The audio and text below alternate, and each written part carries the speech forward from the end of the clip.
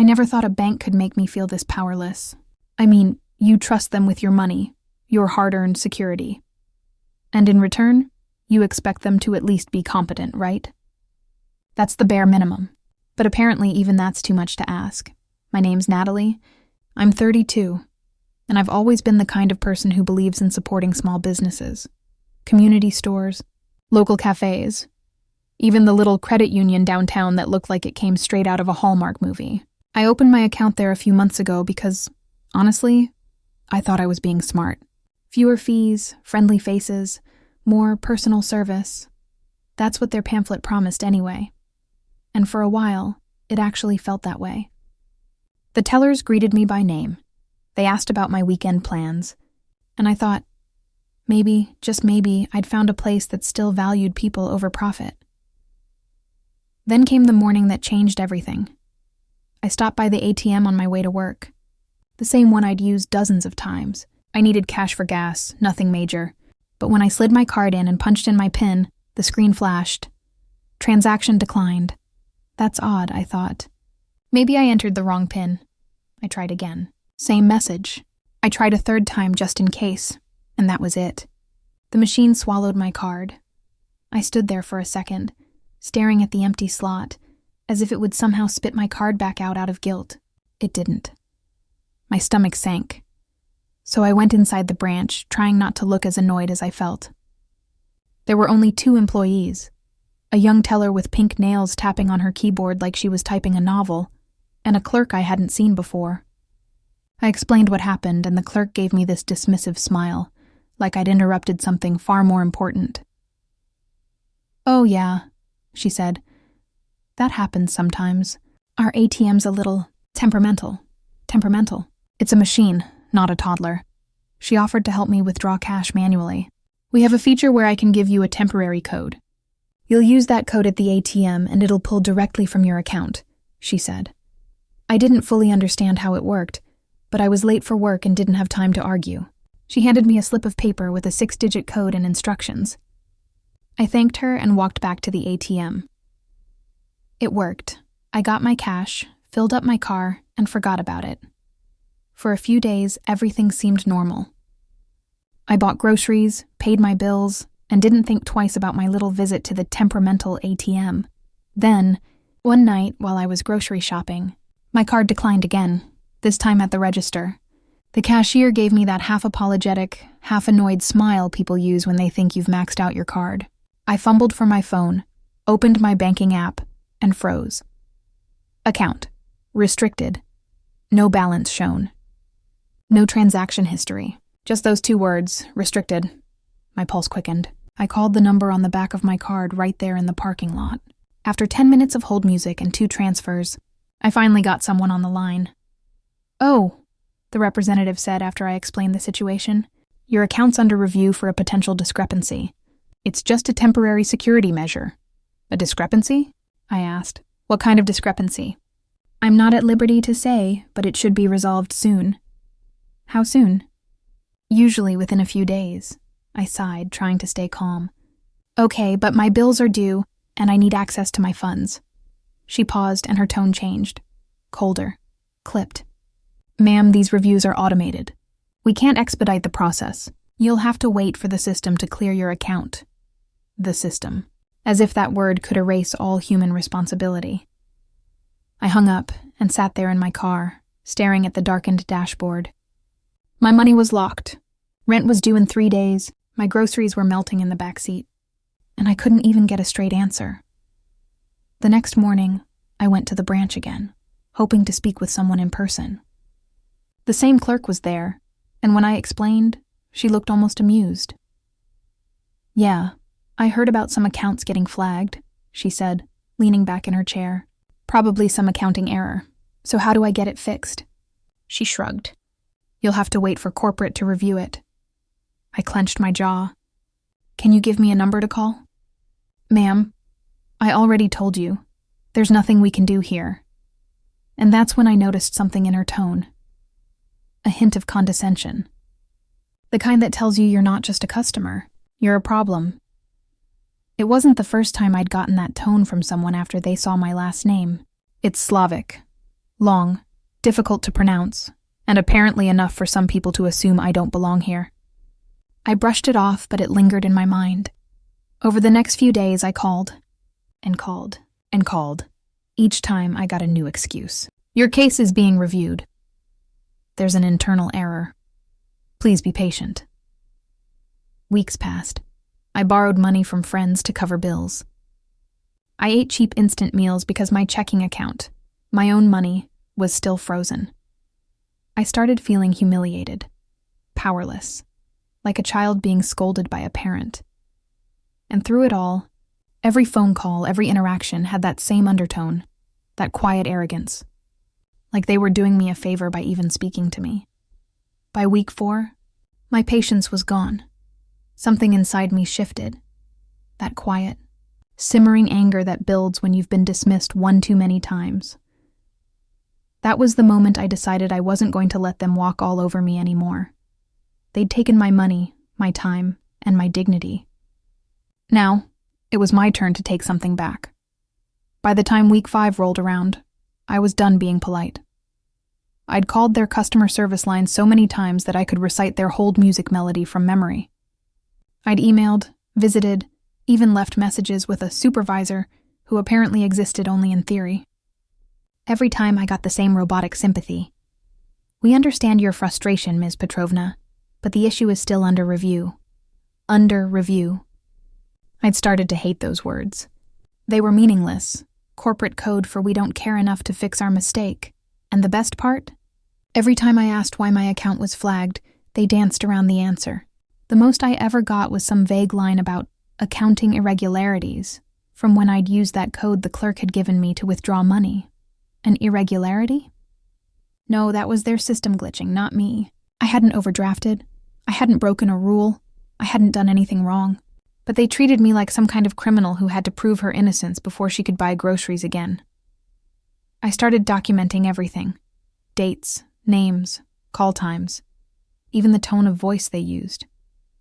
I didn't know what I'd do with that information yet, but it made me feel like I was taking something back. Still, there's only so much quiet note-taking you can do before anger turns into action.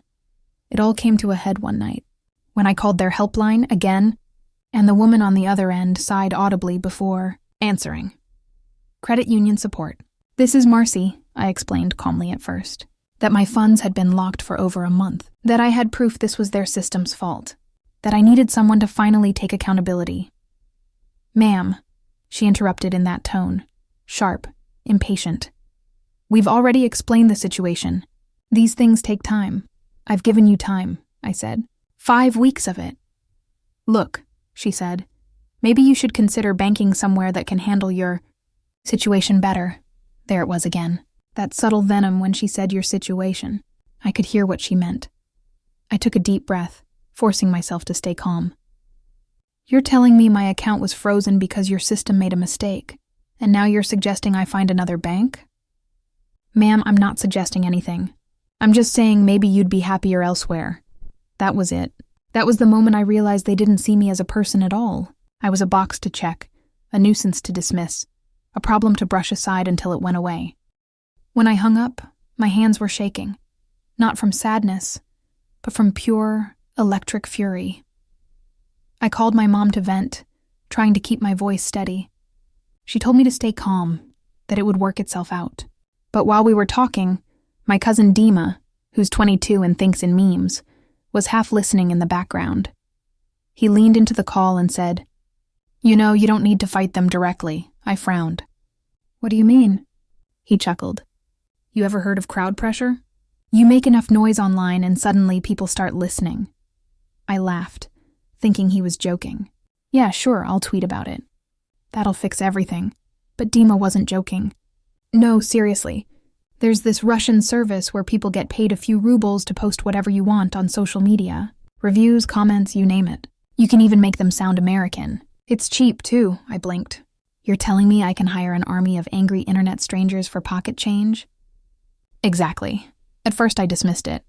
It sounded ridiculous, like something out of a spy movie. But that night, lying in bed staring at my locked account, I couldn't stop thinking about it. I'd tried everything else. I'd played nice. I'd waited. I'd begged. And all it got me was silence. So I thought, what if I gave them something they couldn't ignore? I opened my laptop, found the website Dima mentioned, and signed up. It was surprisingly simple. I could choose the type of profiles that would post. Young, middle-aged, American-looking, European, whatever. There was even an AI text generator to help craft realistic complaints. I spent the next hour writing the perfect post. This credit union locked my account for no reason and refuses to help. I've been a loyal customer for years, and now I can't even access my rent money. Do not trust this bank. I uploaded a few variations, added tags, and hit distribute. It cost me the equivalent of $3. $3. That's all it took to unleash digital chaos. The next morning, I woke up to a flood of notifications. My cousin had sent me screenshots from the credit union's Facebook page. There were hundreds of posts and comments from customers complaining about frozen funds, poor service, rude staff.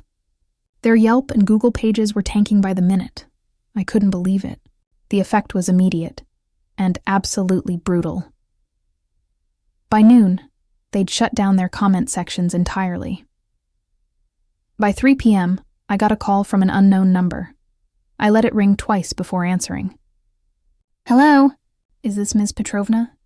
The voice was tense but polite. Yes. This is Stephen Clark, call center manager with bank name. I wanted to personally apologize for the experience you've had. We've reviewed your account and identified the issue. We're processing an immediate release of your funds. Additionally, we're prepared to offer a $50 credit for the inconvenience. I almost laughed out loud. Now they cared. Wow, I said. That's sudden. What changed? He hesitated. Let's just say your feedback reached the right ears. I smiled into the phone. I'm glad to hear it. He continued. We'd also like to help you transfer your balance to another bank if you prefer. No fees, of course. Of course. They wanted me gone before more customers got ideas. I agreed, thanked him for his help, and hung up. For the first time in over a month, I checked my account and saw real numbers again. My money. Free at last. And just as I was about to close my laptop, I glanced at their social media one more time. The angry posts were still there. All of them. Hundreds of complaints. A digital avalanche of outrage. They'd fix my problem, sure. But they still had a mess to clean up. And I couldn't exactly tell the bots to stop. That part, well, that would be their problem now. When the adrenaline finally wore off, it hit me. What I'd actually done. I wasn't some corporate hacker or master manipulator. I was just a tired woman who'd had enough. A woman who was sick of being brushed aside, patronized, and told to wait a little longer. And yet, with $3 and a laptop, I had done what weeks of polite phone calls couldn't. I'd made them listen. That night, I sat by my window with a cup of tea, the city humming softly outside, and thought about how fragile these big institutions really were. For all their power, all their cold bureaucracy, it took a handful of strangers on the internet to bring one of them to its knees. It was oddly satisfying. Still, I couldn't help feeling a flicker of guilt. I imagined the employees, some poor intern probably getting screamed at. The marketing team frantically trying to delete comments faster than they appeared. I hadn't meant for them to suffer. My target was the system, the arrogance that let a bank think it could hold someone's money hostage just because it could. But in the end, they learned. I didn't get another snarky email or condescending, "We understand your frustration." What I got instead was silence. The kind of silence that means respect, or maybe fear. Either one was fine by me. A few days later, the same manager called again, his voice overly polite, like he was trying to pretend we'd never spoken under such awkward circumstances. "Ms. Petrovna, I wanted to confirm that your funds have been fully transferred and that your account has been closed as per your request." "Yes, I received everything," I said. Good. And again, we apologize for any inconvenience this situation caused." There was a long pause. Then he added, "If you don't mind me asking, did you, Happen to contact anyone from our corporate office or external channels? I smiled. No, I didn't need to. But I guess word travels fast, he exhaled, almost a laugh. You could say that. Well, I'm glad everything's resolved. Me too, I said. Have a good day. When I hung up, I couldn't stop laughing. He knew, they all knew, but they couldn't prove it.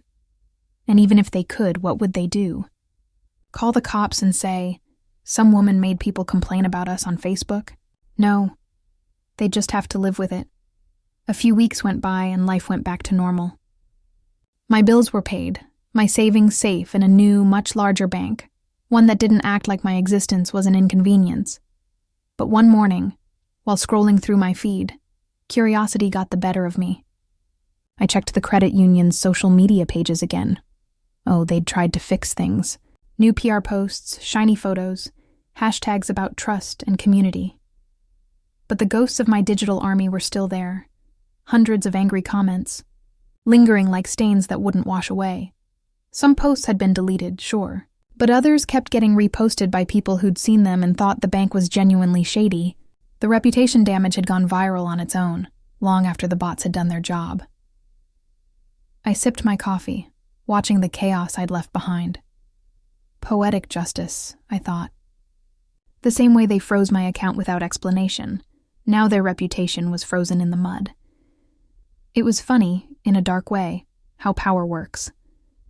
They had all the leverage, my money, my patience, my trust, and they squandered it. They forgot that one person, even one small voice, can still make noise in a world that amplifies everything, and sometimes, noise is enough to break through the arrogance. Weeks later, my cousin Dima called again. So, did they ever fix their social media? He asked, half laughing. Not really, I said. They're still buried under fake 1-star reviews, he snorted. $3 well spent. Yeah, I said, smiling. Best investment of my life. Think they ever figured out it was you? I paused, pretending to think. If they did, they're probably too scared to say anything. He burst out laughing. You're a legend, you know that? Hardly. Just a woman who got tired of being treated like dirt. But part of me knew it was more than that. It wasn't just about the money. It was about dignity. About the small victories that remind you you're not powerless, no matter how big the institution is. Because in that moment, when I saw those angry comments flooding their page, I realized something. Justice doesn't always come from courts or policies. Sometimes it comes from taking back your own narrative, on your own terms. There's a saying my grandmother used to tell me back home. When wolves surround you, don't howl louder. Make them fear your silence. I didn't howl. I didn't scream or beg.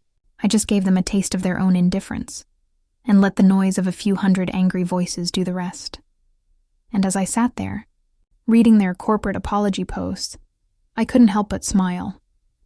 I may never get back the time they wasted or the anxiety they caused.